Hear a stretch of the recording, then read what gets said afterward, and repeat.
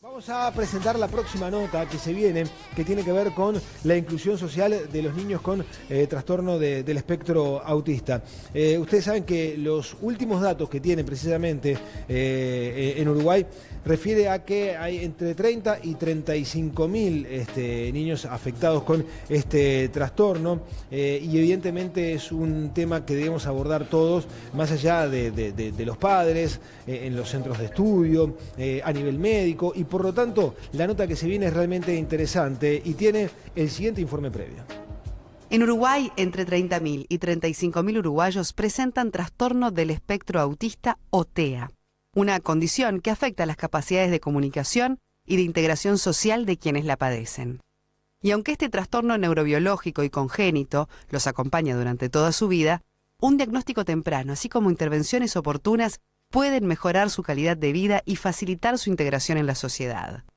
Aletea, una organización creada en 2016 para apoyar a personas con trastorno del espectro autista y a sus familias, busca promover la empatía con quienes tienen esta condición, poniéndose en su lugar para mirar a través de sus ojos. Esa es la consigna, mirá a través de mis ojos de cara a lo que será el 2 de abril, el día de concientización sobre el trastorno del espectro autista, pero que tiene a marzo como esa previa, ¿no? Donde busca involucrar y hacer participar a la sociedad toda. Claro, el lanzamiento de la campaña. Bueno, nos acompañan justamente integrantes de Aletea, pero también mamás con hijos con el diagnóstico de TEA. Así que le damos la muy bienvenida en primer lugar a Juliette Colette. Ella es integrante de Aletea, como les decíamos, mamá de 2 niños, uno de ellos con TEA. ¿Y quién más nos acompaña? Y nos acompaña Natalia López de los Santos, también integrante de Aletea, mamá de 3 niños, 2 de ellos, los más pequeños, con diagnóstico de TEA. Bienvenida, Natalia, un placer. Y bueno, hablar también sobre esta campaña puntual. Dijimos que busca generar conciencia acerca del trastorno del espectro autista, pero sobre todo frente a los desafíos que nos estamos enfrentando los padres hoy por hoy. Por suerte se diagnostica cada vez más y cada vez más rápido. Eso le brinda también de alguna manera un panorama a los padres para salir a buscar herramientas. Pero ¿frente a qué se enfrentan los papás cuando bueno, se llevan ese primer diagnóstico y está todo por delante? Bueno, en realidad ese es un poco el desconcierto y no saber mucho para dónde agarrar, ¿no? Nosotros lo que decimos que lo fundamental y uno de nuestros objetivos justamente es ayudar a esos papás, a orientarlos y que consigan realmente las ayudas adecuadas, ¿no? Que dirigirlos a los profesionales que son están más especializados y justamente apoyar en eso, en que en las intervenciones, después de un diagnóstico precoz, lo más importante es la intervención adecuada. Buscar el equipo para trabajar junto con la familia, que se ajuste mejor a ese niño, ¿no? Porque más allá de que es un diagnóstico puntual, pero luego cada niño tiene sus características, ¿no? Y eso que no hay una receta de tratamiento para los TEA, ¿no? Entonces, como que dar con el equipo adecuado, que se adapte a las necesidades del niño, y creemos que eso es lo que marca la evolución y un buen pronóstico, ¿no? Sí, hablábamos también de, en definitiva, buscar la mejor inserción y la mejor calidad de vida. También hablamos de espectro, quiere decir que hay distintos grados, que bueno, también serán cada niño, como bien decías, una persona a la que tendrá, bueno, que recibir un tratamiento muy específico. Pero también hablábamos de diagnóstico precoz, y cuando hablamos de tan pequeños, ¿no? ¿Qué tan precoz puede ser el diagnóstico? Si eso puede ir variando, ¿con cuántas garantías podemos dar un diagnóstico de este tipo si el pequeño, bueno, realmente es muy chiquitito? Tenemos que reafirmarnos en la noción de espectro, porque cada persona, cada persona, cada niño es distinto y presenta unas características diferentes con unos grados de afectación en las diferentes áreas distintos. Hay niños que presentan evidentes signos a muy tempranas edades, o sea, antes del año. Por ejemplo, ¿Qué tipo de signos? No presentar contacto visual, no presentar sonrisa social, no presentar ningún signo de los que nos dan a entender que se está desarrollando una comunicación. O sea, en realidad la primera consulta de los padres de preocupación es porque no hablan, porque llega la edad que tienen que empezar a hablar y no aparece el lenguaje, en muchos casos, en otros no, pero suele ser como la consulta más frecuente. Pero antes de llegar a ese momento hay un montón de signos que se pueden observar y que se pueden detectar, porque digo, para que aparezca el lenguaje tiene que haber un montón de signos prelingüísticos antes, que son comunicación, que es mirar, que es señalar, ¿no? Que es acatar una orden sencilla, vení, sentate, la sonrisa social, o sea, el reaccionar ante un gesto de la madre o del padre, ¿no? El imitar es bien característico del desarrollo neurotípico, y muchas veces en los nenes con trastorno del espectro autista no aparecen estos signos. Y igualmente el rango de edad en el que se está diagnosticando como pronto ronda en torno a los 18 o 24 meses. Claro, Y ahí tan tempranamente, ¿qué es lo que se puede hacer, digamos? ¿Por dónde se puede empezar a buscar un tratamiento? Se puede hacer mucho, mucho. De hecho, son los primeros años los que son de riqueza en neuroplasticidad increíble. Lo importante es saber a dónde dirigirse. Lo importante es saber que hay que buscar profesionales adecuados que evalúen a ese niño en profundidad, que puedan saber exactamente en qué áreas presenta las dificultades y con qué grado de dificultad, cuáles son sus debilidades y cuáles son sus fortalezas, y en base a eso desarrollar un plan de trabajo individualizado.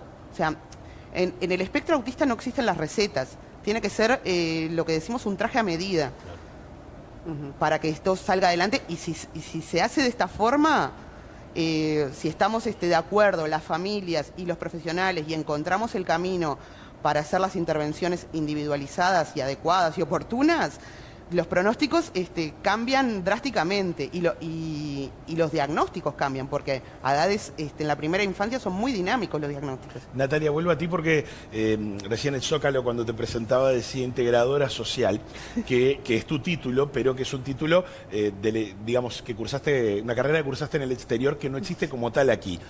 Ahora bien, aquí sí tenemos que hablar de integración, y también tenemos que hablar de inclusión, que es uno de los grandes temas con los chicos que tienen trastorno de espectro autista.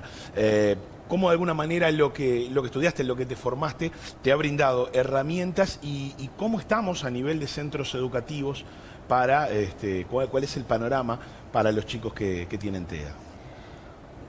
Bueno, el panorama es muy diverso, hay como una tendencia, ¿no? Mismo desde el Estado y demás, se aprobó el protocolo para la inclusión de personas con discapacidad en los centros educativos, que nos marca una base muy interesante. Hay que ver cómo se lleva a la práctica, y sigue dependiendo mucho de cada institución y de cada maestra, dentro de cada institución, de cada maestra. Hay unas ganas por parte de muchos centros educativos y de muchos docentes, pero les faltan recursos, les falta información, les falta formación para entender que la diversidad del alumnado que tienen y cómo poder incluirlo, ¿no? A mí me gusta hablar más de inclusión que de integración, porque es distinto integrar que incluir. Entonces, hay que apoyar a estos docentes, desde educadores de CAIF hasta educadores de nivel terciario. Hay que apoyarlos a todos ofreciéndoles primero que nada información, porque no es tan difícil. O sea, una vez que se conoce las características puntuales, o sea, el perfil cognitivo que presentan las personas con autismo, las adaptaciones que hay que hacer, en muchos casos no son tan complicadas. Juliet, ¿por dónde pasa la adaptación y por dónde pasa también el estímulo que ellos necesitan? Bueno, en tu caso personal, porque yo creo que acá estamos insistiendo en que cada experiencia es única. Claro. ¿Qué nos podés decir al respecto? Bueno, justamente, primero encontrar el lugar donde se reciba ese niño, ¿no? Que le abra la puerta, pero luego, justamente, cuando hablamos de la inclusión, cada niño puede necesitar una adaptación diferente para realmente estar en la clase, permanecer y participar también, ¿no? Porque creemos que cada uno a su manera y con sus necesidades puede participar de casi toda las peticiones, digamos, que se le pueden dar a ese niño, ¿no? Quizás algunos niños puedan ir solos, otros necesiten un acompañante terapéutico, sobre todo al principio, como para que los ayude como a insertarse un poco en el centro escolar. Algunos luego ese acompañante se va y el niño puede seguir yendo solo al colegio, pero bueno, sí vemos que hay muchos niños que aún no acceden a estar en un centro educativo, ¿no? Y eso sí nos preocupa mucho, porque eso es realmente que el niño pueda estar no solo es el tema del aprendizaje, ahí se aprenden otras cosas, ¿no? Se está en contacto con la socialización con otros niños, y entender que la diversidad nos enriquece, ¿no? Y en casa, que todos podemos aprender. ¿Cómo se puede trabajar en la casa, ¿no? En el hogar, con el resto de los integrantes de la familia? ¿Qué nos pueden contar de la experiencia propia? Bueno, en ese sentido.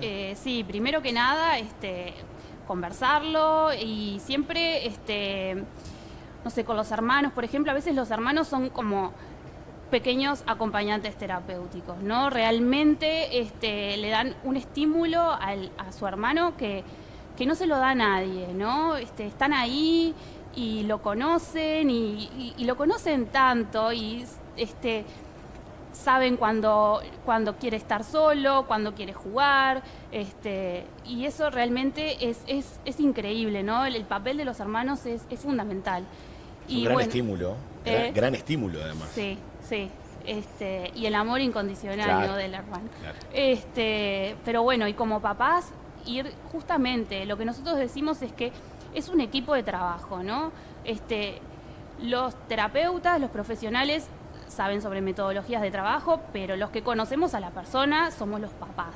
Entonces somos un pilar fundamental para el desarrollo y para el pronóstico, ¿no? Entonces realmente las terapias tienen que ser más a puertas abiertas, con mayor devolución hacia los padres, con consejos para trabajar en casa, porque no alcanza con el tiempo de terapia, ¿no? El trabajo tiene que ser todo el día, ¿no?